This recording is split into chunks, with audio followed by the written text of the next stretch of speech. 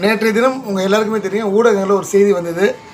Amazon நிறுவனத்தில் தரக்கட்டுப்பாட்டு அதிகாரிகள் வந்து சோதனை செய்தாங்க. அதில் வந்து நிறைய எக்ஸ்பைரி ஆன பொருட்கள், தரமில்லாத பொருட்கள் அங்கே வந்து இருக்கிறது வந்து கண்டுபிடிக்கப்பட்டது. ஆனால் ஊடகங்களில் வந்த இந்த செய்தி வந்து ஒரு மிகப்பெரிய அளவில் மக்களை சென்று சேர்ந்தடையலை. ஒரு சின்ன கடையில் உணவு பாதுகாப்புத்துறை அதிகாரிகள் சோதனை செய்தாலோ, இல்லை வேறு ஏதோ அதிகாரிகள் சோதனை செய்தாலோ, அது பெரிய அளவு ஊடகங்களால் பெரிதாக்கப்பட்டு மக்கள்கிட்ட கொண்டு போய் வியாபாரிகள் தரமில்லாத பொருளை விற்கிறாங்கன்னு சொல்லிட்டு மக்கள் மனசில் பதிய வைக்கிற வேலை தொடர்ந்து நடக்குதுன்னு நம்ம குற்றம் சாட்டிகிட்டே இருக்கோம்.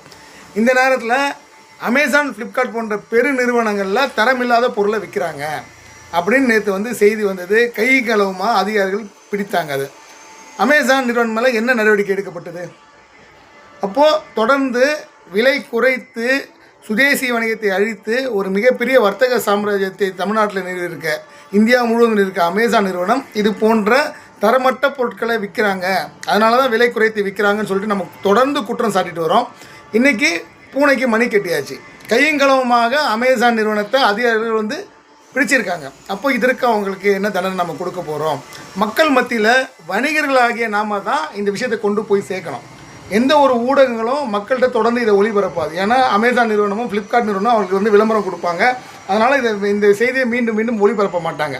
நான் வணிகர்களாகிய நம்ம தான் இந்த ஒரு வீடியோவை மக்கள்கிட்ட தொடர்ந்து கொண்டு சேர்க்கணும். நம்ம கொண்டு போய் சேர்த்தா தான் மக்களுக்கு தெரியும் தரமற்ற பொருட்களை விலை குறைவாக அமேசான் நிறுவனம் விற்கிறாங்க அப்படின்ற செய்தியை நம்ம தான் கொண்டு போய் சேர்க்கணும்.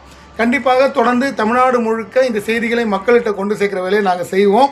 அதே போல் அரசாங்கத்துக்கிட்ட முறையிட்டும் அமேசான் நிறுவனத்தையும் ஃப்ளிப்கார்ட் நிறுவனத்தையும் தமிழகத்தில் தடை செய்வதற்கு என்ன முயற்சி எடுப்போமோ அனைத்து முயற்சிகளையும் தமிழ்நாடு வியாபார சங்க பேர் முன்னெடுக்கும்.